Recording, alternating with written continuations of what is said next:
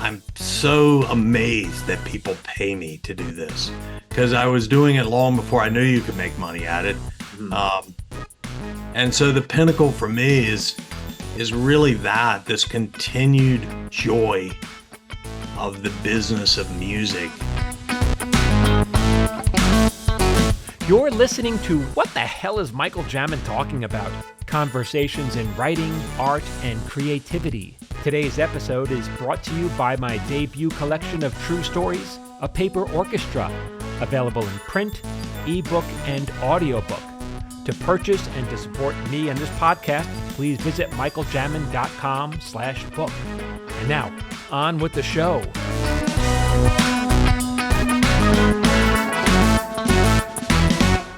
Hey everyone, welcome back to another episode of What the Hell is Michael Jamin Talking About? Conversations in writing, art, and creativity. And today I got a special guest for you musicians out there. You don't deserve any of this. This is a wonderful treat for all of you. Don't say I never gave you anything. I'm here with Dave Rose from Deep South Entertainment, and he is a career music manager. But Dave, first of all, welcome. I got a billion questions for you. But did you start off are you a musician as well? Thank you. Good to be here, Michael. Man, I'm mutual admiration all the way around. This is exciting to be here. But yes, I Oh, started out as a musician. I was yes, I started out as a musician. I mean, yes and no. That there's a story, but I became a musician out of necessity. well, Uh, how does that work? No one becomes, yeah, that's like the last thing you become out of necessity. I know. Isn't that funny? I was managing, and I very much put that in air quotes. I was a freshman in college, and I had a local band decide they wanted me to be their manager because I was Uh, showing up at all their gigs and selling merchandise and unloading the van and doing all the things that I thought I could do to help. I just loved being around music. And one day they said to me, "Would you be our manager?" And mhm. I didn't know what the hell a manager was. I still don't. But they said, "Well, you could start by getting us some gigs." And that's Okay. not what a manager does, by the way, but that's, when you're in college, that's what you do. I Wait, got that's not about, what a manager does? What does then? is not, Okay, you have to we, elaborate on that when you we have a can get minute. into that for Okay. sure. But so I got them 20 gigs, and we had it all booked up, and we are all ready to go. And we were 2 weeks out from the very first gig. Big string of shows, playing skate ranches and pool parties and all the places that you play when you're just starting out, anywhere and everywhere that'll give you room. And they came to me and they said, "Our bass player quit and he's moving. And so Okay. we need to cancel these gigs, and we can no longer, we'll audition new bass players later." And I said, like, "Hell you are. I've been watching this. It doesn't look like it's that hard to play bass. So here's what we're gonna do. Uh-huh. I'm gonna cram myself in the basement with you, Mr. Guitar Player, and you're gonna teach me all the parts to these songs. We're gonna go play these 20 shows with me as the bass player, and when we come back, you can audition bass players." And that's how this. And they were like, "Yeah, that's not how that works." And I said, "Well, that's the way this is going to go." And so they did. I crammed myself in the basement and learned, to play bass in 2 weeks. And, it was rock and roll. It was three-chord rock and roll. It wasn't real hard, but apparently I picked it up pretty easily, and I played bass in a band for the next 10 years. But that should have been my first indication that I was not a musician. I learned how to play just to keep a band But you were good alive. enough. You must be, if you played for 10 years, you're good enough. Yeah, I mean, I figured it out along the way. Uh-huh. Wow. But then at some point you went to full-time management. Yeah, yeah, pretty, I ultimately segued into full-time management. And that was sort of, I started this company putting out compilation CDs. That was a big thing. I started in 1995, and in the mid Uh-huh. 90s, these sort of mixtape CDs were a big thing. And I would find local and regional bands from around the area and put them on this compilation CD and put it out, and see what happens. But from the very first CD we put out, we had one of the biggest hits of the 90s, a song called Sex and Candy by Marcy Playground. Uh-huh. And my intention was I would stick my band right in the middle of all these, big regional bands or bands that I thought was going to be big. And maybe my band would get some attention too. And I think like 9 bands on that first compilation got record deals, except my band. So that was kind of my moment of like realizing, yeah, I'm definitely not. I'm way better on the business side of things. So then tell me then what a music manager does exactly. I know it's If they don't get you work, right? sure it's very different, I would guess, than in the film and TV business. Because, and I would love to learn this from you, but I'm guessing in the film and TV business, the person that gets you work is the agent. Is that, Yes, the yeah. agent and not the manager. And I have Right, both. and that's Yeah. that's what it is here. So a manager in music, I'll put it in the simplest terms, but it's like if the entire career is a wheel, the Hmm. manager and the artist are in the center of that wheel, and all these spokes are things like booking agents and publicists and record labels and publishing companies and people that do film and TV music and all the accountants, the crew, all the attorneys that make the machine, the wheel turn. The manager is making sure all of those things are All that working. happened. So it's sort of like being, I compare it to this. It's being the CEO of a band. The But if band, you're go on, I'm sorry, go on. that's all right. The band is owned by the band, or the artist is owned by they own their company, but they retain an artist manager, commission an artist manager to manage their career. But if that band is going on tour, are you expected to go with them? Only if you're in country music. Okay, why is that? It's different. Country music is one of the few genres that still very much lives and dies by the radio. And Okay. so the relationships with local radio is very important. So a manager should be there to kind of nurture those radio relationships from town to town to town. Now, if you're in rock and roll or, hip hop or almost any other genre, Americana, folk, bluegrass, most managers do not travel with the band. But a touring manager would, no? Now, there's a tour manager, exactly. Right. A tour Okay. manager does, and the tour manager is exactly like it sounds. It's the manager of the tour. So it Right. deals with getting the bus from point A to point B and where do we park and I mean, it's way more than that, but it's the finance of the tour and they Hmm. report to the artist manager. Now, over the years, because I've heard you mention this, because you have a very, very big and successful TikTok page, which is how I found you. You've managed a bunch of really big acts, right? I've had some, yes, I've had a lot of, and I still do have a lot of big acts. It's been just amazing. I keep waiting for somebody to knock on my door and go, "Okay, gig's up. Time to get a real job." Can you share some of them with us? Oh, absolutely. Yeah. So I got my start with Marcy Playground and I'm still with them Mhm. 26, 7 years later. Um, but one of my first big clients was the piano player Bruce Hornsby, who Yep. was in the Grateful Dead, and he had a bunch of hits in the 80s and 90s, Yeah. but he's had a very, very unique career. He's done albums with Ricky Skaggs and jazz records, and um, but Little Feat, the classic rock Hmm. band they're just so iconic. The band Lit, who had Hmm. one of the biggest rock hits of the 90s, that song My Own Worst Enemy. Right.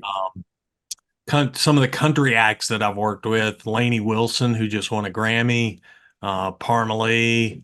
Um, and yeah, I work with the band Sixpence None the Richer, who had the mega hit Kiss Me. Um, and so, yeah, it's been, not to just, one of the bands I've been with the longest, 23 years, is an 80s rock band from LA called Stryper. They Stryper. were Yeah. they kind of came up in the ranks with Motley Crue and Bon Jovi and Hmm. that kind of world of big hair and Sunset Strip and all the things of Hollywood. But they're a Christian band. They sing about Jesus, so they're very, very different than. At this point, are they finding you? Are new bands finding you? Or are you reaching out to them? How does that work? Yeah, they usually find me at this point.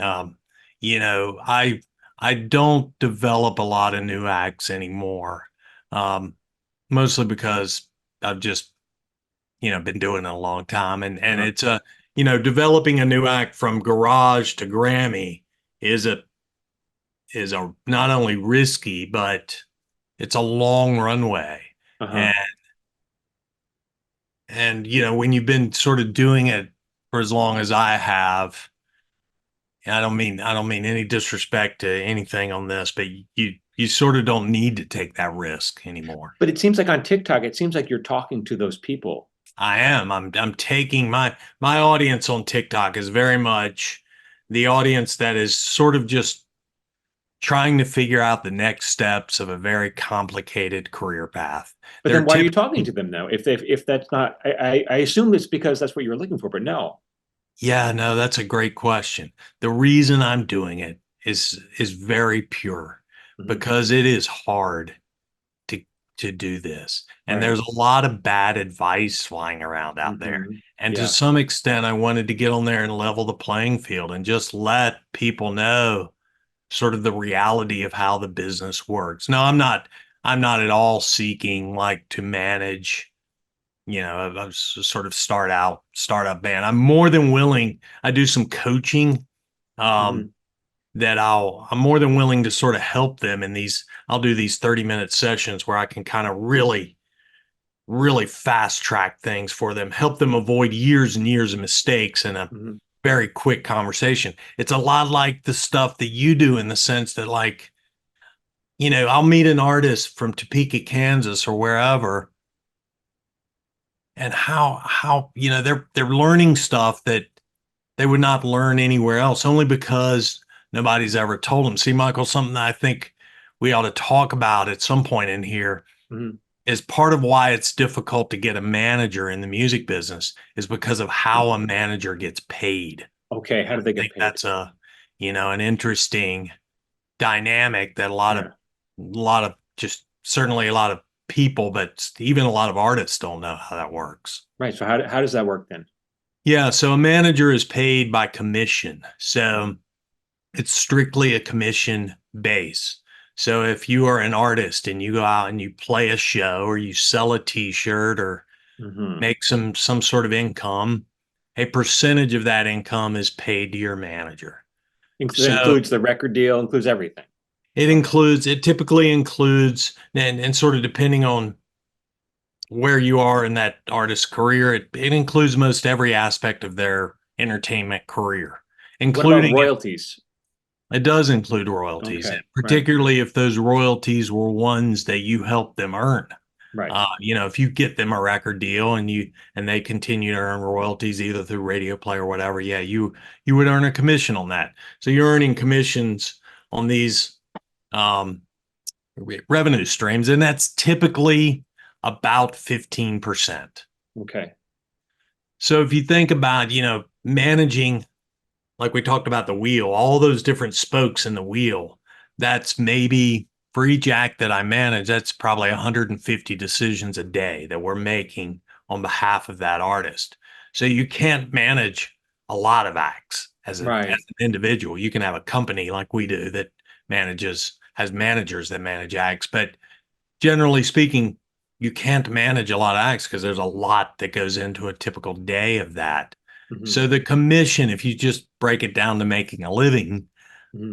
an artist has to be making significant money for it to be worth that manager's time to spend the bulk of their day Yeah. managing their career. So when you've got an artist that's just starting out, and I want to get to why it's hard to get advice when you got an artist that's just starting out and they're making no money and Hmm. are making very little money. I don't know, 20, 30, 40, $50,000 a year. You think about that, 15% of that is, $5,000 a year maybe Yeah. for the manager. So it's Right. really not enough to say I'm going to dedicate my life to you, which is Hmm. really kind of what it takes.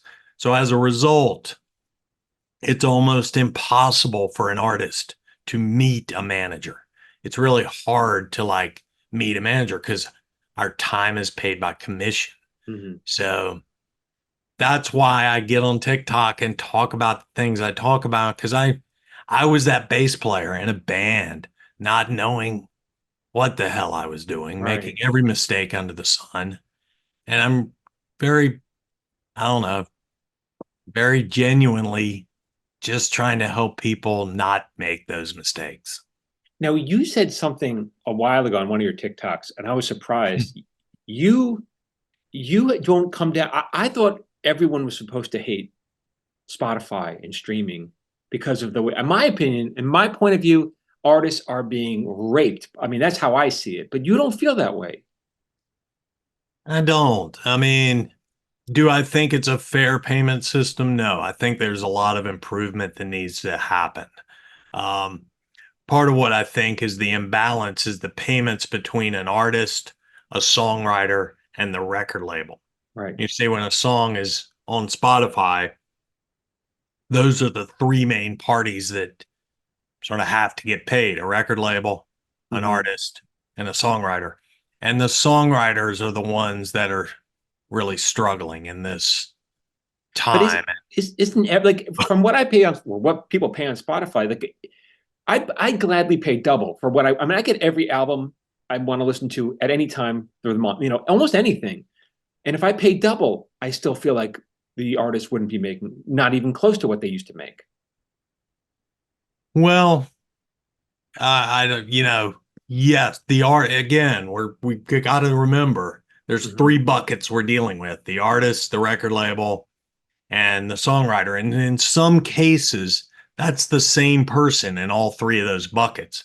Like Okay. if you go out and self-release a record and you've written that record and you performed on that record and you do millions and millions of streams on that record, you're making very respectable Are money. you? Because I Oh thought, I yeah. mean, again, I come at this completely ignorant because I know so little about it. But like, I think I saw a video by like Snoop Dogg saying his album was streamed 1 billion times and he made 10 cents or something.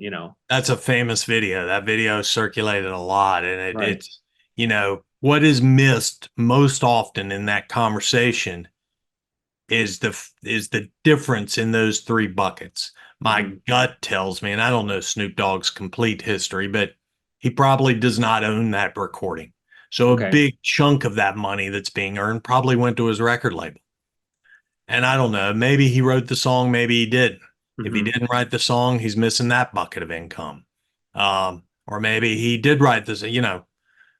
So my gut tells me there's more to that story. So I I'm not saying, misunderstand this. So that's what I mean, which is fine. I don't know. I don't know. yeah, I don't I know don't know anything. the full Snoop Dogg, uh, the inner workings of his business, but Right.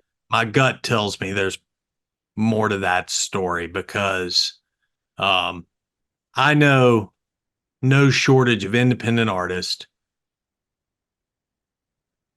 making a great living. But Really.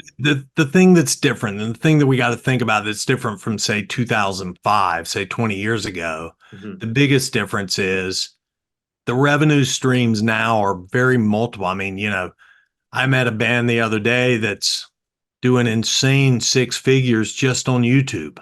Just on YouTube, so they put their music and they make ads on YouTube Exactly. because they're not And selling it. that's right. They're Right. just, so, the ad revenue Hmm. is making four members a living, a very good living. See, it was my impression that okay, so 20 years ago, a band would go on tour, and after the show, they'd sell merch, but they'd also Mhm. sell the CD. If you want to listen to music, they could sell. But now no one's going to buy that CD. They do. They They very do much buy. Well, more so they buy vinyl.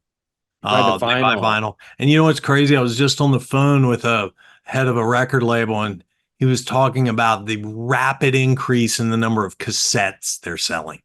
Which is Like it's crazy. it's just such I tell people this all the time, but you can't autograph a stream. So you're gonna Yeah. always need to Oh, have something that people can take home. I mean, I read the other day of like all the vinyl sold, only like 37% get listened to. But vinyl sales are through the roof. They buy really? they buy the product, they get it autographed, they keep it as a collector's item, and then they stream it on Spotify. But why do you feel vinyl as opposed to a CD, which is just vinyl but smaller and better quality? Like, what? Why is that? Yeah, I think CDs, I mean, also depending on the genre, certain genres are very CD, like country, people still buy CDs. If you go into a Walmart in rural America, you're going to see a lot of country in there. Uh, but yeah, I think, I think vinyl partially because it's just big and cool to It's just cool. hold. And Because yeah, yeah, you're right. Because not a lot of people have record like a lot of people don't even know how to use a record player like we do. But yeah, well, I mean, you really be surprised, Michael. uh, It's the vinyl industry is insanely huge. interesting. Yeah, and really among kids. I mean, the kids are buying vinyl. If you go into an Urban Outfitters, which is obviously geared toward 20 somethings, they have a whole record section in there, whole vinyl section in their stores. And they sell record players at Urban Outfitters. Right, right. I always thought that was ironic. I didn't realize that was they're making money that way. I know. I thought they were museum pieces. Well, probably to some they are. Wow. Yeah. Now, do you specialize in any kind of genre of music, or does that matter to you? You know, I'm a rock and roll guy at heart, Uh-huh. but I've not I've done a lot of work in sort of songwriter rock.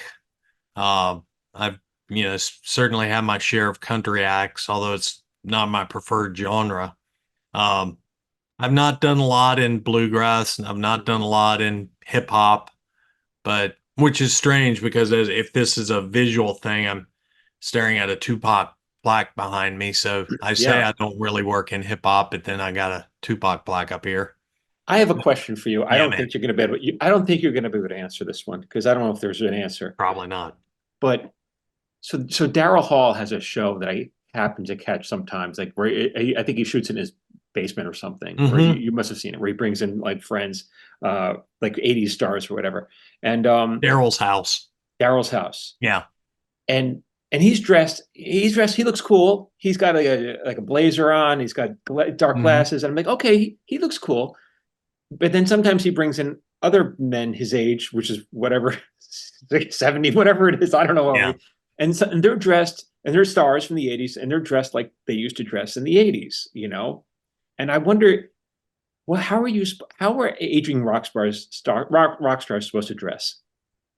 Do you have to answer this to your clients? Do Oh you talk yeah. about this? We talk about. I mean, I tell artists this all the time, including my big artists, that the biggest mistake you can make with attire, fashion, whatever you Yeah. want to call it, is to not talk about it.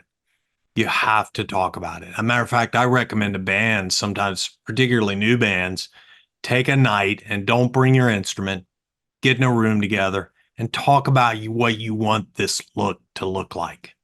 Um, it's so incredibly important, and it's But do you have an yeah. opinion on what it should be then? Should it stay what it was or should it evolve?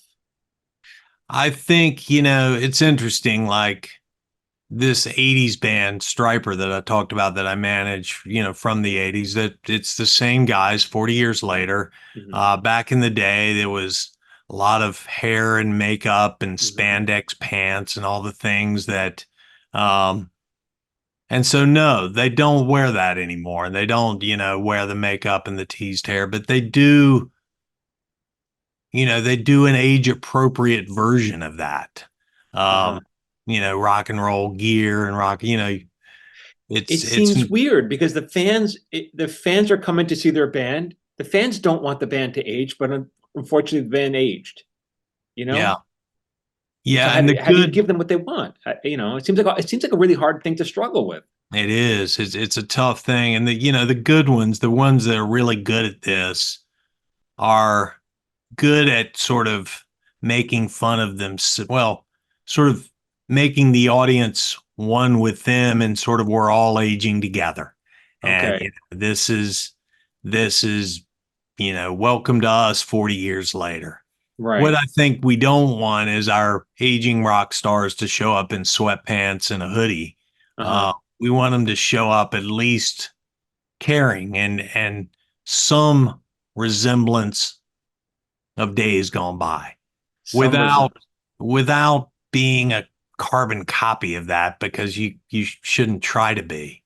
And Um, For the most part, though, I imagine they're playing whatever their greatest hits, the songs that made them big, and the Yeah. people, the fans, that's what they want to hear. And I imagine if I were a musician who's played the same song 30,000 times, I might get tired of it. You would think, and here's what happens to a lot of them. Some do, yeah, they usually don't get tired of it. They get tired of being known only for that. Like there are some artists that have, two or three mega hits so big you can't even compare. And as a result, there's no way for their catalog of, deep catalog of hundreds of songs to sort of surface. Mm-hmm. It's why the band Little Feat that I worked with, they never really had a radio hit, and they always talked about the best thing that ever happened to us was never having a radio hit Mm-hmm. because we never had this super high. Instead, our fans consume our entire catalog. It's a little bit like the Grateful Dead in Mm-hmm. that sense. Like the Right. Grateful Dead never had this mega hit, Right. they just had a lifestyle. Um, Do they yeah, complain to you about this though, or do they, do they? Is this something they yeah. talk about? Yeah, I mean, it's, one thing that's interesting is when you're on stage and you're playing a 60, 75 minute set or whatever, and you're playing songs from your catalog. One thing that you don't think about a lot, but when they hit that big hit, when they go into playing that big song that everybody knows, of any song in that, it's almost like for them, it's a welcomed break in the set. Why? Meaning, when you're playing a new song, Mm-hmm. you're sort of working really hard to try to win this audience over on this new material or this unfamiliar material.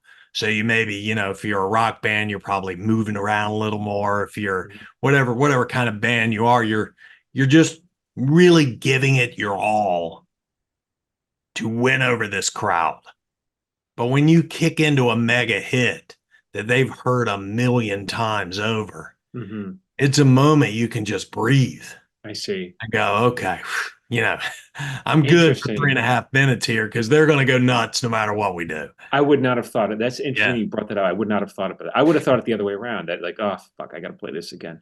But no, I, but no. yeah, no, I do have a few artists that, that feel that way.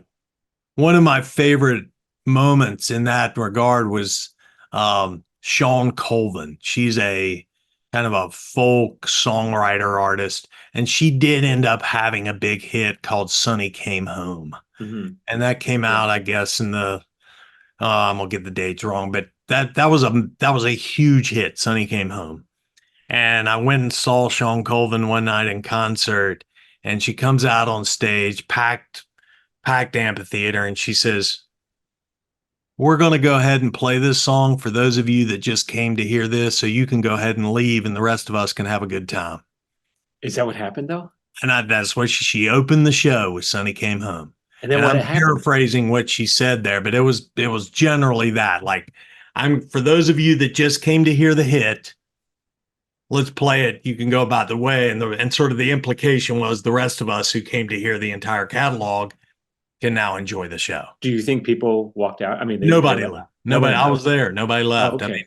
mean, and that's a bold move. Yeah, I love that about her, and that's kind of the way a lot of artists feel about a big hit. Is like they don't dislike it. They love what it's brought to their career. They just dislike it being the only thing people may want to consume.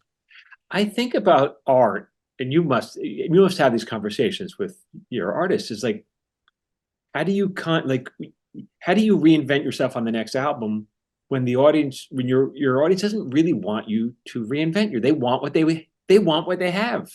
But if you give them the same, it's also like, yeah, we already have this. It's like it seems so incredibly daunting to come up with another album that works. Man, it is, and I gotta say, in your world, I would think the same thing. How do you write the next episode, Mm-hmm. given the audience what they want, but still keeping it Well, that's when they get mad at you. That's when they say, the show's jumped the shark, or they say the show's died 4 years ago. And Jump the shark, is that a oh, term? oh yeah, I'm surprised you haven't heard it. That refers Uh, to an episode of Happy Days when Fonzie and Henry Winkler, they put him on water skis and he had to jump a shark I tank, remember and he's that. and he was wearing a leather jacket, and everyone and so that, like, when you saw Fonzie jumping a shark tank in a leather jacket, you go, all right, this is the show is jump the shark. Jump. Oh, I gotta remember that. Oh That's yeah, so it's a famous awesome. term. Yeah, I worked with Henry years ago, and we spoke about that. Oh, really? Yeah, it's funny, What did but you work on with him? it was a show called Out of Practice with Henry Winkler and Stockard Channing and Ty Hmm. Burrell, and they were the three main leads. And Henry's like the sweetest man in Hollywood, but we spoke a I'm little bit about that. being a child of, sort of growing up in the 80s. I'm going to be remiss if we don't at least, and I'm sorry, man, talk about, asking somebody about their hit. Please tell me about Beavis and Butthead for a minute. I mean, I don't care what you tell me Oh, about. Um, there's very little I can tell you. So I was our friend. This is when they brought the show back. It's been mhm. on three times already. In the second Yeah. iteration, our friends John Alshow and Dave Krinsky, they were the showrunners. They created Mhm. Silicon Valley, and now they're running the second Beavis and Butthead. But that was so they needed freelance writers because it was a really low budget thing, and they reached out to us. And the money was terrible, but we just had a break in our. We were in between shows, so the timing was perfect. They said, "Do you Mhm. want to write some Beavis and Butthead?" So we pitched them maybe 10 ideas. They bought four, and but that was it. I mean, it wasn't that was kind of the involvement. Then we went to see Mike Judge. We went to the record session, so we'll go to the booth and we're all watching videos. Uh, and we're literally standing over his shoulders, watching music videos, just pitching jokes about what Beavis and Butthead would say, and then he would go into the booth, do the voice, and come back out. But that was my involvement. So it was only That's we so just did it awesome. because we wanted to. It was just a fun experience. It was Well, not. sure, absolutely. I mean, but again, like I bet, I mean, coming into it sort of midstream like that, what an even harder job. You've got hits. You want to give the audience Mhm. what they expect, but you also want to give them what they don't expect. I mean, how you But do that as an artist is hard. and do you have these conversations with your bands? Absolutely. Yeah. I mean, Uh-huh. and it's, you know, yes, because the funny thing about music is none of us, if we sit down and listen to our Spotify list or whatever, and we have our catalog of music, none of us listen to one kind of music. We listen Hmm. to all kinds of music, jazz and reggae and rock and whatever. We all have a mixture of taste, and depending on our mood, we want to explore that music. It's the same with artists. They don't they don't think in one genre. Hmm. They're artists. They're thinking all Right. over the place. So it's really hard for them creatively to stay in this lane. It's why you see so many artists, I'm gonna try to do a country record, or I'm gonna try to do, Hmm. some other exploratory record. And that's okay if you're Prince. Hmm. You look like a genius if you're Prince. If you're just starting out, you look confused. You Yeah. look, you know, like I don't know what I want to do, so I'm gonna do a jazz song, you know. So yeah, we do talk a lot about trying to stay. It's a terrible term for art, but trying to stay on brand On your with brand. with both your look and your sound and your music. And the audience, when they go to buy a Bruce Springsteen record, they don't want to hear a jazz record. They Right. want to hear good American rock and roll songs. But they also don't want to hear. Like, I think I think you too may struggle with this. I think They they do. got they got their sound, and it's like, all right, but I've already heard it. They You do know. struggle with that. Yeah, they've had a couple, and almost any act has their moment of like, well, when they look back on it, it's kind of like, what was I thinking? Right. They say. I mean, to me, it sounds like they're. I haven't listened to them in a while, but there at one point I got an album of theirs. And I just thought it just sounded like every other, and they were amazing in the.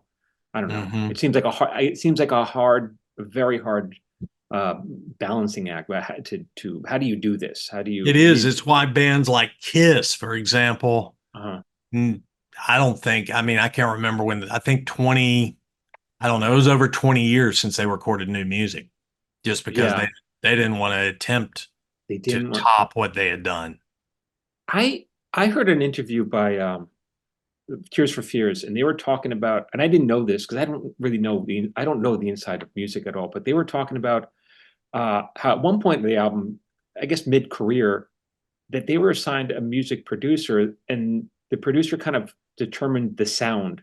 And I was like, I was surprised. I really thought that that's what they did. I thought they wrote all their songs, and it said they were hearing songs written for them. I did not know that. I was really surprised because they are songwriters. They are songwriters, and sometimes when a band or an artist hits that moment of like, how do we feed our fan base but stay ahead of things? Sometimes a good producer or outside writer can help move that along. But on Sometimes, their last album, that they shunned all that. They did it themselves, and I thought yeah, the album was terrific. yeah. I mean, I haven't heard it, but I've heard people say that, Oh, you and haven't it's heard it? probably because they really went for the middle lane that they developed Hmm. all along with their fan base. I mean, Right. they're a brilliant act with an incredible catalog. Yeah. How do you then? I mean, in the management world, at least, in TV, in film, it's not, and for agents as well, it's not untypical for atypical for a writer or an actor to get to some point, and then they leave their manager or their agent. Maybe they outgrow them, or Oh something yeah. happens. And how do you reconcile that? Yeah, that happens all the time in the music business. We call it the revolving door of, managers and artists. I've had some come and go and come back and go. And, Really? you know, um, Do you not well, take it personally then, or what? one of the things you have to do is truly not take it personally. And Mhm. sometimes, it's sort of like I look at it like this, like if you were to own a restaurant and that restaurant grows and changes and evolves, a different manager has different skill sets. We're not all great at everything. Hmm. We're good at certain things. And if you happen to be at the place in your career to where you're with a manager that is good at the things you need, that's a perfect relationship. If you happen to go outside of that, Hmm. then you might need someone with a different skill set. And oftentimes, a manager is the first to say, "I feel like I've taken you as far as I can. Um, Really? let's find something new here." It's no different than like a football coach or you know a restaurant manager or any sort of leader of Hmm. a company. Sometimes, for a lot of reasons, the the stars align and sometimes they just don't. And Right. if they don't, it's usually pretty recognizable to both parties. And there's very rarely, I mean, you certainly hear the stories both online and elsewhere of manager artist fallout, but by and large, I'm friends with every artist I've ever worked with, and I've Uh-huh. never never had I mean, like I don't manage Bruce Hornsby anymore, but I just went, backstage. We went to his show and hung out with him after the show, and we talked about old times and had a good, good hang together. Uh, Right. but there was a point in his career where I was, and a point in my career where we just weren't at the same place. And I don't even mind sharing that. Yeah, It's please. he had been on RCA Records for about 25 years, and the top brass at RCA was kind of changing. Again, the revolving doors of executives at a record label. It Hmm. was Tom, and so his life at RCA, deal and relationship at RCA started to come to an end. Um, and I was really, I had two other bands at RCA. I was sort of really inside the walls of RCA Records at the time, and so uh, I wasn't really best suited for Right. the next step in his career, which was to find a new label, a New York-based label. I was very much Nashville centric at that point, and it was just kind of came to a place where I felt like for him to go where he needed to go, he needed somebody else, and he felt the same, and But it that's was another thing because feeling. I see with my management, they have relationships at studios, and as you do have Hmm. relationships, and there's at the end of the day, you have your interests, and like it's not like you're going to burn bridges with these studio, that you have relationships with. You can only fight so much because of what you have with your other clients, right? That's right. Yeah, this is it's probably like your business. It's a very small business. Yeah, At a certain level, it's a very small business. There's not a lot of you're going to run into everybody yeah, again. yeah, And at some point you're going to want your act touring with their act, or you're going to want their act being featured on a record of your act. And if you burn bridges, it's just going to, I mean, I know people that do burn bridges, but it's rarely good. You are listening to What the Hell is Michael Jamin Talking About? Today's episode is brought to you by my new book, A Paper Orchestra, a collection of true stories. John Mayer says it's fantastic. It's multi-timbral. It runs all levels of the pyramid at the same time. His knockout punches are stinging sincerity. And Kirkus Review says, those who appreciate the power of simple stories to tell us about human nature, or who are bewitched by a storyteller who has mastered his craft, will find a delightful collection of vignettes, a lovely anthology that strikes a perfect balance between humor and poignancy. So, my podcast is not advertiser supported. I'm not running ads here. So if you'd like to support me or the podcast, come check out my book. Go get it in an ebook or a paperback, or if you really want to treat yourself, check out the audiobook. Go to michaeljamin.com/book. And now back to our show. What is then the pinnacle for? I mean, we know what the pinnacle for an artist career would be. Whatever, selling a ton of records, playing the Super Bowl, whatever they aspire to do. But what's the pinnacle for your career? That's a great question. Yeah. I I it's interesting. I was taking my son to school the other day and he said, "Daddy, work seems like it's really fun. Is Okay. work really fun?" And he's come to my office before um and I got thinking about that and like, I've chosen a path that really is fun. Mhm. I've never, this sounds corny to say, I've never felt like I've worked a day in my life. It Really? just really has never felt like work. I've, Okay. I'm so amazed that people pay me to do this because I was doing it long before I knew you could make money at it. Mhm. Um, and so the pinnacle for me is really this continued joy of the business of music. Um, I've had there's very few high level artists, celebrities I haven't met or come in contact with. And so none of that is really the moment. For me, it's seeing an act like this band, Parmalee, that we're looking at. They're a country act. They've had 4 or 5 number one hits. Um, they were playing in their garage in Greenville, North Carolina, a small town where I grew up.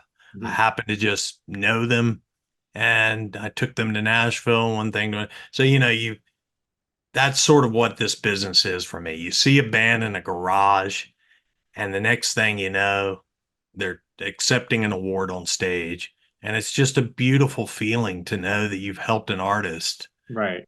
achieve those dreams. Interesting, because that's not. It's interesting that that's where you take the joy in, because you're not. I would think that party. You're not the one who wants that dream. You're not the artist. You're not the one who wants that dream. This your dream. You take Yeah, joy in doing it for others. I would think there's similar satisfaction in being a writer. I would think Well, you're not, I mean, maybe you were motivated to be on screen all the time or on in front of the camera all the uh-huh. time, but you know, No, not yeah, really. No, not yeah. really. Yeah, And but I think so writers are worried about their career. Like, I want to write this. I want to make a lot of money or right. whatever it is. Yeah, well, the money is certainly an enjoyable part of it. Yeah. Um, but it's not the driving factor. And it can't be in music because it's so risky. Now, but you also manage, I guess arrange entertain events, right? Like, Oh wow, that's very you did your homework. Yeah, so around the turn of the century, uh I live in Raleigh, North Carolina. mm, I'm in Nashville almost weekly, but I live in Raleigh, North Carolina. And in Raleigh, North Carolina, there are not a lot of artist management or record labels. mhm. It's a big, very creative music city, but there's not a lot of high level. So as Raleigh started to feel like they needed entertainment in their city and started thinking about amphitheaters and growth and expansion of their city, they kind of came to me saying, you've had artists play in these cities all over the country. Could you help us bring the good, bad, and the ugly of that to Raleigh and help us produce events? So yeah, over the past 20 years, have become the kind of go-to. I produced the North Carolina State Fair and uh all the big But you keep festivals. it you keep it to this one region though. I do. I pretty much stay in the central, the eastern North Carolina region. Uh, Um, and it's funny because when bands go out on tour, I'm managing bands. Um, like I learned from Bruce Hornsby one time, I called him, I'd always check in after the show and how did it go and whatever. And, uh, and he went and played one show somewhere. And I said, how was the show? And he said, and he kind of laughed while I said this, but he said, I was staring at a funnel cake sign the whole time. what does that mean? Funnel cakes, like, so you're playing like this almost like a carnival, Okay. not that there's anything wrong with that, and there's plenty of respect in funnel cakes, but as an artist who played in the Grateful Dead, Right. done jazz records, not really his thing. So I kind of made a joke of to always keep the funnel cake stand a little bit away from the Yes. stage. But I took all of this feedback from artists, what the backstage was like, what the stage was like, what the PA was like, what Oh, the lights were like. I took all the good, bad, and the ugly from the artist, and I brought it back to my community to try to make the best concerts and events I imagine there was a around. huge, not just a learning curve, but also financial risk in the beginning for you, no? Yeah, I racked up a lot of credit cards. Oh, really? I Oh mean, yeah. wow. Yeah, But one of my yeah, I sure did. We started this company on a credit card, and uh, that's what got us going. We produced CDs on a credit card. We racked up a lot of credit card debt, hoping this would win, what do you have? And it's paid and it's off, it's paid off. right? I paid it off last week. Just last week, you made your final payment, and you got points for it. But Yeah. what advice then do you have for, I guess, new artists? I mean, maybe either musicians or I don't know, artists. Yeah. Yeah, I think the hardest thing to do, particularly in this world of TikTok and YouTube and Reels, is to really be authentically you. Hmm. Um, because it's so easy to want to try to be like the person that just went viral. Right, And right, that's never going to move the needle. That's right. never going to make a big splash. You might have a moment. I don't know if you remember there, maybe 3 or 4 months ago, there was an artist on TikTok named Oliver Anthony that went massively viral. No, He's a okay. bearded guy from the mountains and kind of just sang very pure songs, but went enormously huge. And within weeks, you've got every mountain guy with a beard trying to do the same thing. Uh-huh. Uh, and it's really hard to not do that when we're faced with that all the time. Yeah. Back in the day of Led Zeppelin, the Rolling Stones, and everything else, one didn't really know what the other was doing. Right, So you right. went into your bubble and you created art in a way that you felt led to do. And now you're so pressured to try to Mhm. be like the next viral thing. And that's the hardest thing. So my advice is don't do that. Yeah. You also, it's funny because I've I'm a fan of your TikToks. You give such Oh, interesting, thanks. great advice. You gave one post. This is maybe half a year or maybe a year ago. I don't know. And I was like, yes. I didn't. I wanted to stitch it, but I guess I just didn't have the balls. And then I forgot about it. The post you did was, I guess a lot of people come to you for advice, and they just think they can just, Pick your hey, brain. you pick your brain or buy you a cup of coffee as if your time is worth $5 an hour because that's what coffee costs. But you handled it very gracefully and graciously. But I'm not sure what did you get? What kind of did you get any blowback for it? Yeah. You're on TikTok, the blowback. You definitely get, but by and large, no. But by Uh, and large, what I ended up getting is it's been beautiful, actually. Ever since then, I've got a lot of artists coming to me saying, look, I'm not going to offer to buy you a cup of coffee because I know how you feel about that, but I would like 30 minutes of your time. And how would I go about doing that? right. And that's a beautiful way. Um, I heard I really picked this up from an attorney one time, and I was on the three-way call with an artist, an attorney, and myself. And the Mm. artist said to the attorney, hey, I got this contract, and I don't really have a lot of money to spend, but I was hoping you could read it over and I could, buy you a cup of coffee and pick your brain on it. Yeah. What did the attorney say? And the attorney said, look, I understand you mean well, but Uh, I only have two things to sell. I've got my time and my knowledge, yeah. and you have just asked for both of those things for free. Yes. That's a good way of saying it. And I just thought, wow, that's right. I mean, and as a manager, that's what you have. You got your time, your knowledge, and your connections. And if you're Yeah. picking my brain, you are asking for those things for free. And I don't have anything else to feed my family with. But I wonder, is it because people ask me the same thing, and I guess it's because some people are actually giving it to them for free that they could. Do you think? It is. Yeah. I mean, they must be, or otherwise they wouldn't be doing it. Yeah. I guess it's, But then I um, wonder if you're only paying $5. Then if you're only paying $5 for advice, and that advice is only worth $5. I mean, why would you want to take $5 advice? You know? right. Exactly. Yeah. Yeah. I, but yeah, that's been a tough part of the music business because, um, yeah. So that thanks for noticing that. But I do think we as a sort of service society, whether you're, a screenwriter or whether you're a manager, an agent, or whatever, all people really have is what's in their head and their Yeah. time. And so to take that so lightly is to think that, buying you lunch is going to somehow Yeah.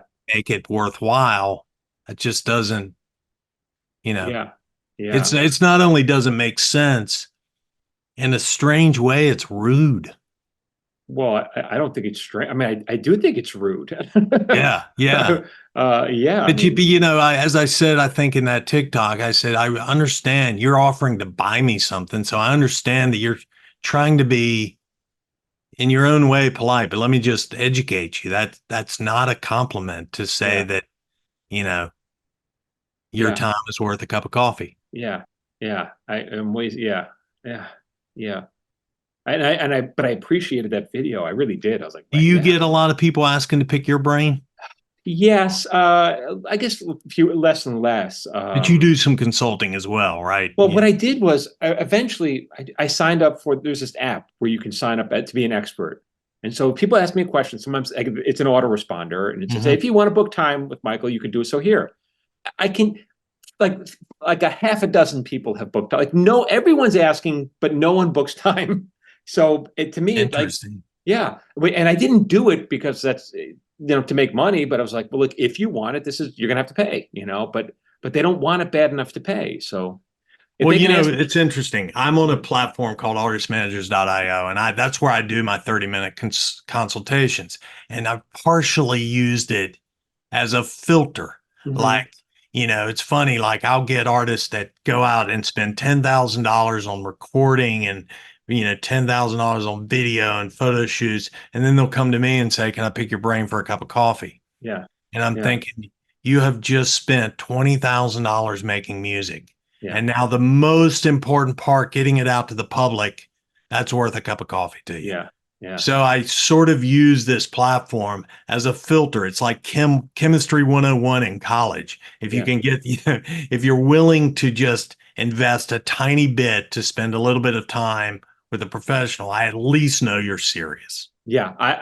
That's how I see it as well. So, you're just weeding people out. They don't really want, like, yeah, they're not, I guess that's how, unserious they are. That, if they're Right. getting caught up on booking a half hour with me, then they don't really want, I none would of what think they in want your to. world, people want you to read their script. Is Oh, there's that a lot of that, but you got to yes? pay me way more than. I mean, here's the thing: like, I don't even do it. So, but they all want it.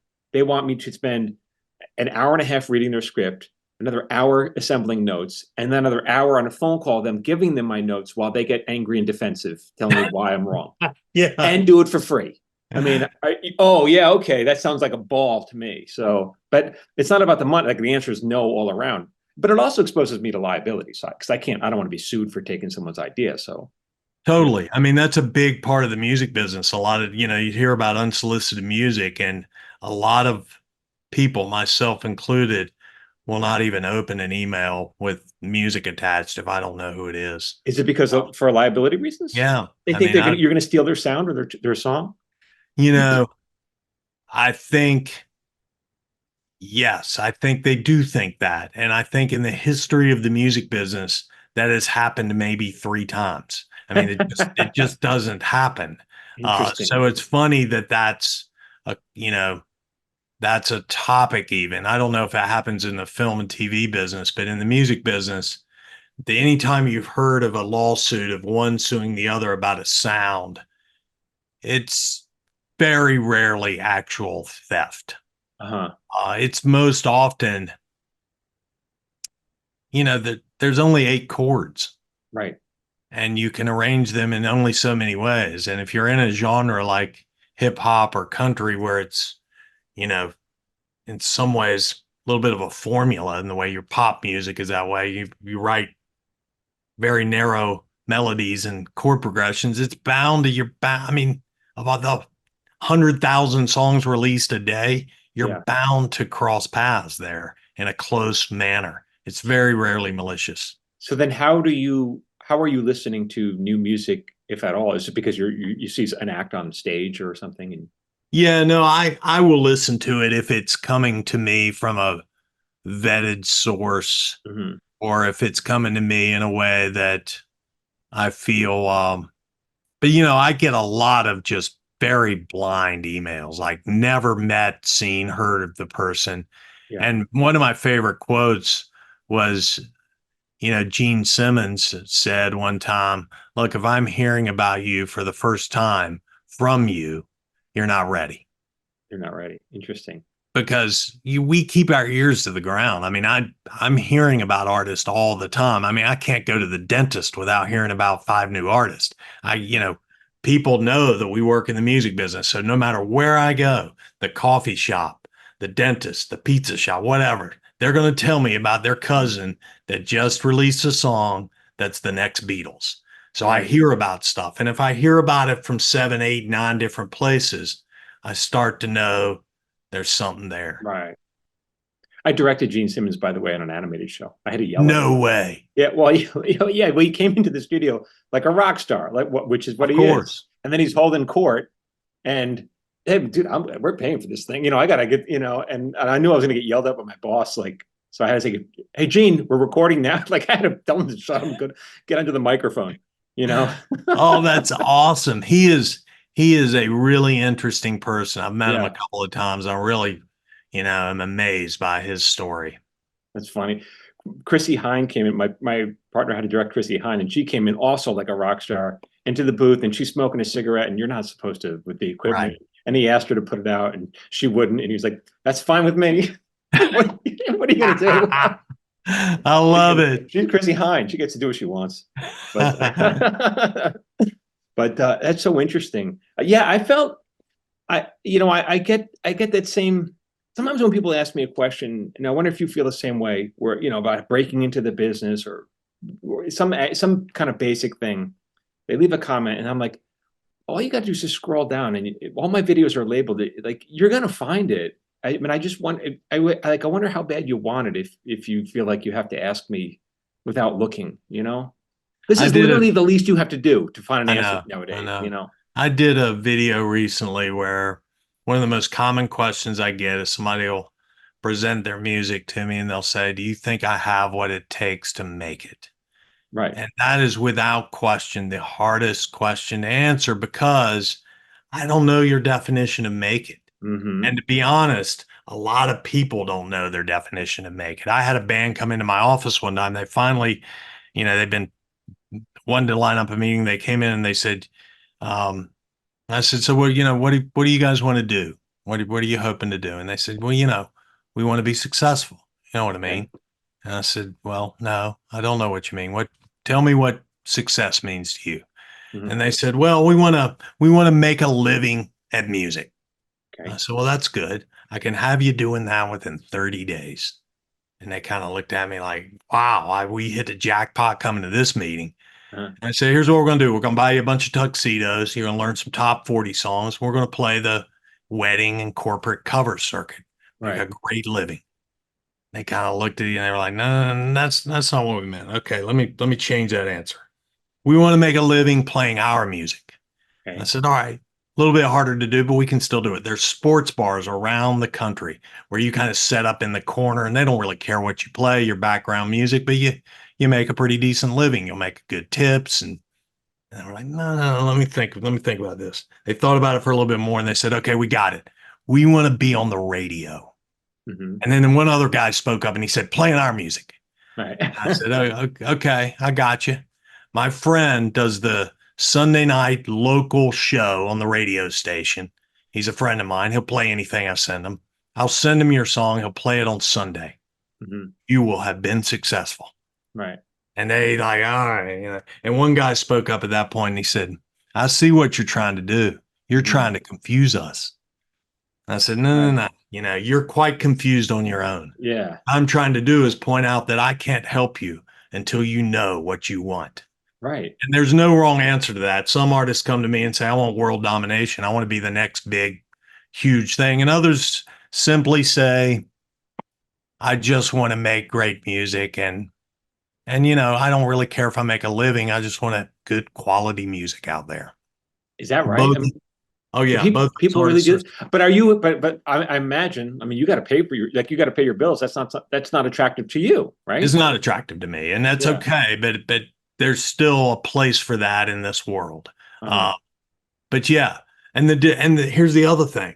A lot of people think they want that world domination and playing arenas, but the moment we start saying things like, well, let's say a country artist came to me and they said, I want to be the biggest country star in the world. First thing out of my mouth would be, you're going to need to move to Nashville. You don't right. need to do that in every genre, but in country, that's a must be present to win town. You're going to have to be in Nashville. Mhm. Well, I don't really want to do that because I got, this and a job and Yeah. whatever. So I tell people all the time, prioritize where music is in your life. It doesn't have to be number one, but just Mhm. knowing where it is will help you make decisions on Right. what's most important. When I give advice to artists, I often ask them, do you have kids and are Right. you married? And tell me about your personal life. Because the truth is, the advice I give to someone with a 2-month-old baby at home is different than a single 21-year-old that can, go out and explore the world. Right. What do you think it is that people like me, Hollywood, what do we get wrong about the music industry when we portray it on TV and film? Oh, wow. Well, it's funny because in every music-based show, like I used to watch the show Nashville, Hmm. which was produced very well and it was done in Nashville. So it had a lot of authenticity to it. But I don't think you get it wrong. I think you have to portray it this way because that's the way TV is made. Hmm. But you can go from in one episode, writing a song to going on tour with Bon Jovi, all within, a week or two's time, what seems like a week or two's time in a film or TV show. And Yeah. it's a laborious, long, as you know, from any aspect of entertainment, it's years before you start to take off from that runway. It's a Hmm. several year runway, but I think the public, as a result of just all of our short attention spans, shows and even movies have to be written so that what Right. seems like in, a couple of months, couple of weeks, sometimes you go from writing this song to touring with Beyonce.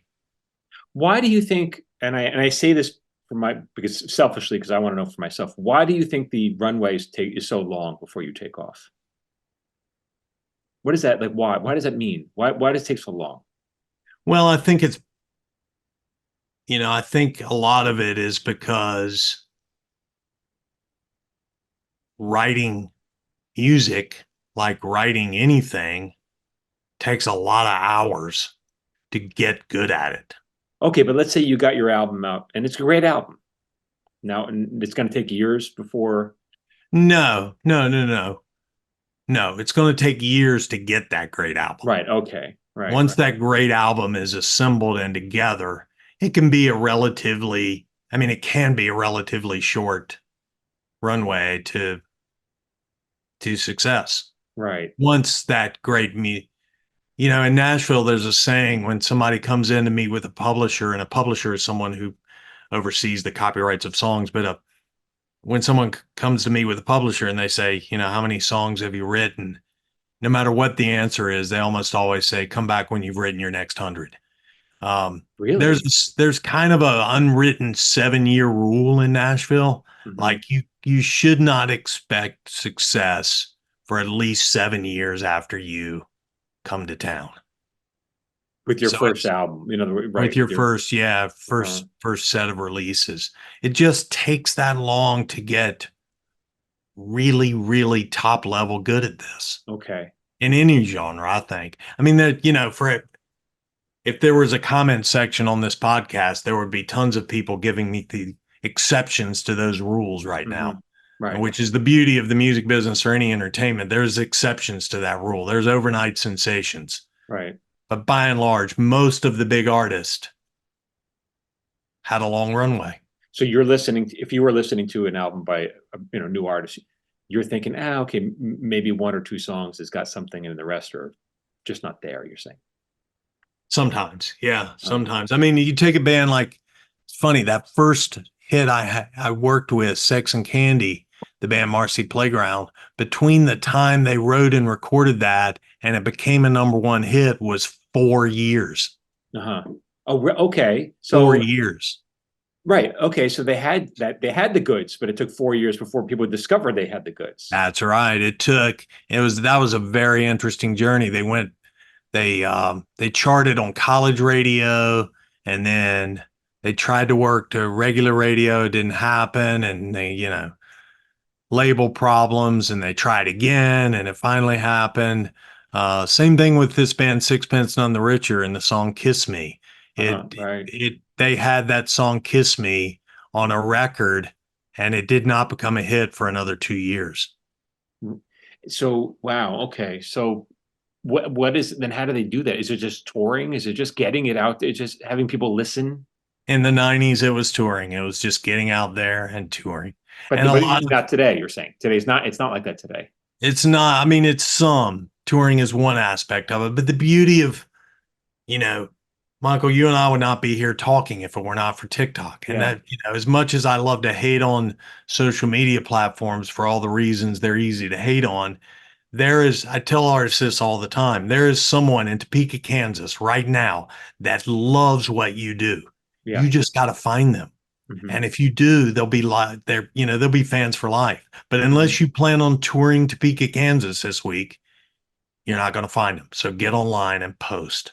How many I've heard numbers and I don't know if it's true, but how many like crazy I don't what's the word like rabid fans do you need? Do you think a band needs before they hit critical mass?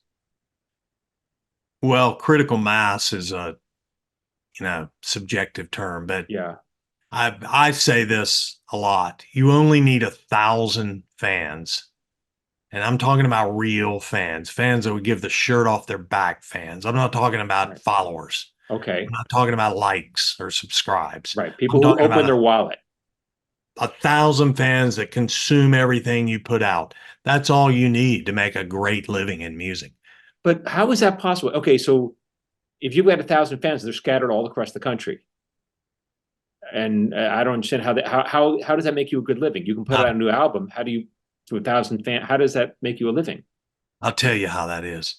Because when I was 10 years old, I had a older cousin Rick, and I went to his house and he had a wall of vinyl records, Hmm. like more vinyl records than you could ever imagine. And he reached and he had got a new stereo and he wanted to show me the stereo, and he pulled up a Boston record, the classic rock band Boston. They had Hmm. just put out their first record, and he put it on the turntable and he was telling me everything he needed to tell me about Boston. And I was just mostly fascinated by the fact that of 1,000 records on his wall, he picked that one to tell me about it. Hmm.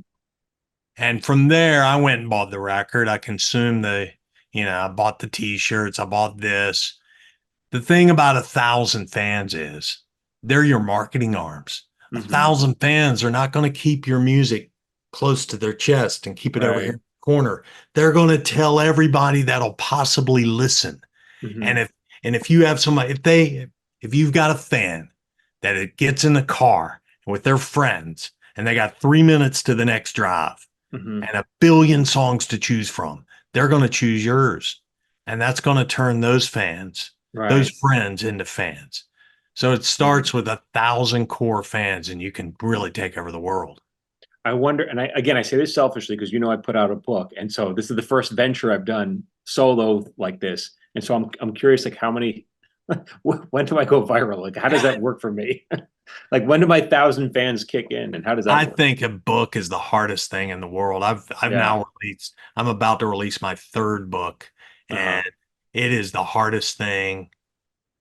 I God bless you. This is a great book, and by the way, everybody, I mean, John Mayer endorses it. I loved your Yeah. video on Wasn't John that Mayer, by great? the way. Yeah. That was, I mean, that's insane. But yeah, yeah, I hope your 1,000 fans got. I feel like they're out there. Because you think because no one wants to read, you're saying. No, I think fans do want to read. I mean, Uh-huh. don't do you have an audio version of this? Yeah, I have an audiobook, yeah. Yeah. Yeah. So you've got them covered whether they want to read or not. Right, right. Interesting. Okay. Did you read the book for the audio version? It's a performance. I perform it really. It's a performance. Yeah. Yeah. Oh, cool. Yeah. I'll have to listen to that. That Okay. sounds really interesting. No, I think yeah, I think 1,000 fans can be your marketing champions, but getting those 1,000 is hard. It's the equivalent of having 1,000 really good friends Right. that really care about what you do. They're passionate about your cause, your reason for doing this. Do you have any, but do you have any evidence to suggest that 1,000 is the right number? You know what I'm saying? I don't. Right. I know, well, I know this. There's one of the revenue streams right now for artists is things like Patreon. Right. And Patreon's a big thing for the super fan. The Yeah. super fan will give you a little bit of money each month, 3, 5, $10, to consume a little extra insight into your life, whether that be unreleased songs or behind the scenes videos or whatever that might be. And That seems hard though. But I'm sorry, go ahead.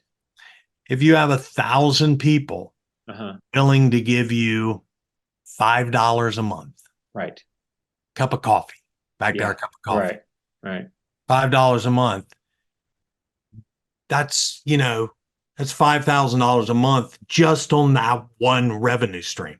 They are Right. also going to consume your music. They're going to buy your t-shirts. They're going to come to your shows. But more importantly, 1,000 fans can quickly turn viral into 10,000 when they're passionately telling everyone under the sun about you. You So I must don't have have these, evidence. I just but kind of you must talk about this with your bands about starting a Patreon. But don't they say, well, we are already posting on social media. What the hell else do we have to say behind the paywall when we're already saying everything? We're already struggling to give enough for free, the you thing know? that I'm finding is working the most is one-on-one or experiences. Like for example, I have this one artist that does listening parties on their Patreon. They go on and they play their music and they'll talk about the making of it and they'll pause the record and they'll say, hey, I was trying this Oh, solo and it didn't work. And these are one-on-one and the people are shooting questions and the artist is answering them and they're not recorded and they happen in the moment. And so for an extra $5 a month, you get to get inside the life of that artist and for, you can put that inside Patreon. yeah, How yeah. do you, but how is it being broadcast? So it's being broadcast just on a Zoom, but only Oh, patrons have that link and oh, they I have a see. special code to get in and all that sort of stuff. And But that's kind of what they're doing. That for $5 a month, you get basically that. you get experiences. Some artists it really depends on your fan base. Some artists Mhm. release a song per month. They'll write a song and release it. Got a Texas artist that I'm friends with that's what he does. He releases a song only to his Patreon crowd once a month. He's such a prolific writer. He could probably write an album per month. So putting an extra song on Patreon that nobody else hears is And no one like else will hear that song. That nobody else seems will. ever. I mean, that seems almost Well, crazy. I No, wouldn't say ever, but in some ways you can use Patreon as your vetting for what songs you should be releasing. interesting. You can put them out there to your 1,000 hardcore fans and Mm. watch which ones they really react to. Do you have a Patreon? I don't personally, no. I run a lot of Patreons for artists. Right. But I don't personally have one. No. Those are all interesting ideas. What Do any other? you? No, but I've been. Here's the thing, Dave. Like every time I should, but I'm like, do I really want to put more on my plate? You know what I'm I saying? It's like know. it's putting stuff on your plate. You've got a great course. I've Yeah. been very much admiring your ability to put out courses. And one of the things I've liked that you've done, I've noticed, is you put out very specific topics for a pretty low amount. Mhm. Uh, Well, it's free. I do these webinars that are free. You well, got to show up. the free webinars are insane. I mean, Yeah. Uh, that's but that's got I would think that's got to help in the overall big picture of things. No, maybe. yes and no. Maybe yes and no. We could talk more. Maybe we'll talk Yeah. more about that off the podcast. I'll get your advice on something. Yeah. But But yeah, you do no, have courses, right? I mean, I do I've I have one noticed. course. Yeah, it's a Yeah, screenwriting course. Yeah. yeah, and Um, I mean that's somebody might buy that in the middle of the night, and you're making money without yeah. having to. Yeah, Yeah, right, which is nice. So that supports me. That allows me to do the creative things that I want to do that don't necessarily make a lot of money but I want to do them. So, yeah. yeah. What are Uh, you working on right now that you're able to tell? oh, well, You're able to you know, share? right now it's about getting my book out there. I have we're pitching an animated pilot in the next couple of weeks. Will it sell? I don't know. We'll see. And then we'll pitch a couple other shows. Will it sell? We don't know. That's how it goes.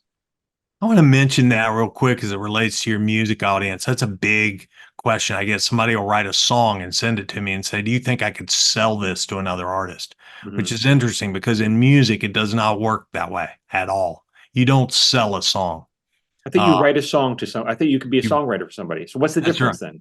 So when you write a song, you basically give that song to an artist. And if Hmm. that artist chooses to cut it, you earn a revenue stream on that. Right. Okay. But you don't sell songs. Big misconception in the But music business.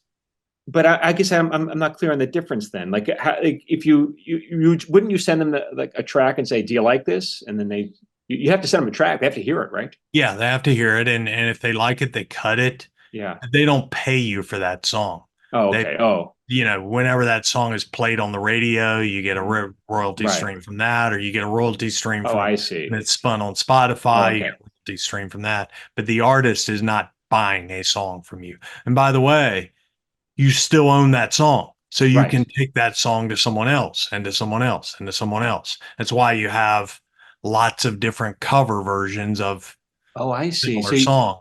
So you could, okay, so you could get three different artists. I would have thought if you what I'm so sorry. I meant to put this on silent. I mean this right now. I I can would hear. oh, okay. I would have thought when if whoever major whatever Taylor Swift, like, I don't know, maybe she probably writes all her own music, but if she didn't, if she were to agree to record your song, I would have thought she'd say no, it's me and me alone.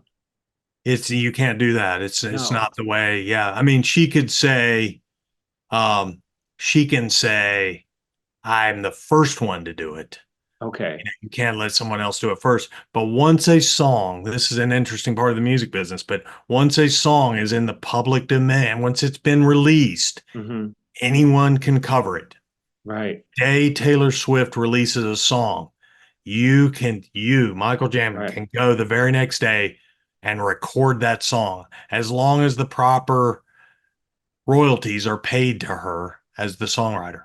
Well, why There's is no, that not done more often then? you don't even need to ask her permission. I mean, it is done. It Just is. hop on Spotify or Oh. YouTube, if you take any song, take a Taylor Swift song and just search YouTube or search Spotify, and you're going to see hundreds of versions of that song. Oh, okay.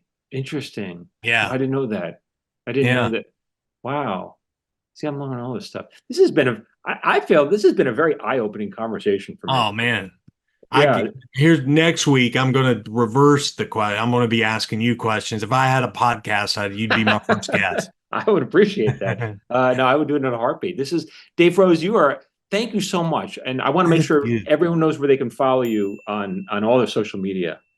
Yeah, I mean, if you search, so the name of my company is Deep South. If you search Dave Rose Deep South on almost any, I mean, stick it in Google and that'll take you everywhere you Take you need to go. everywhere.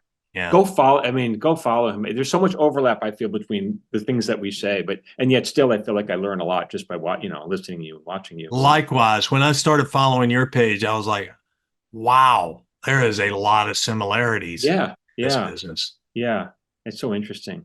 But thank you again so much. Thank you. What a wonderful conversation. Don't go anywhere. Don't stay right there. All Yeah. right, everyone. What a great conversation we had. Go follow Dave Rose in Deep South. And until next week, keep writing. Wow, I did it again. Another fantastic episode of What the Hell is Michael Jamin Talking About? How do I do it week after week? Well, I don't do it with advertiser-supported money. I tell you how I do it. I do it with my book. If you'd like to support the show, if you'd like to support me, go check out my new book, A Paper Orchestra. It asks the question, what if it's the smallest, almost forgotten moments that are the ones that shape us most? Laura Sandragoma says, good storytelling also leads us to ourselves, our memories, our beliefs, personal and powerful. I loved the journey. And Max Muchnick, who was on my show, says, as the father of daughters, I found Michael's understanding of parenting and the human condition to be spot on. This book is a fantastic read. Go check it out for yourself. Go to michaeljamin.com/book. Thank you all, and stay tuned. More great stuff coming next week.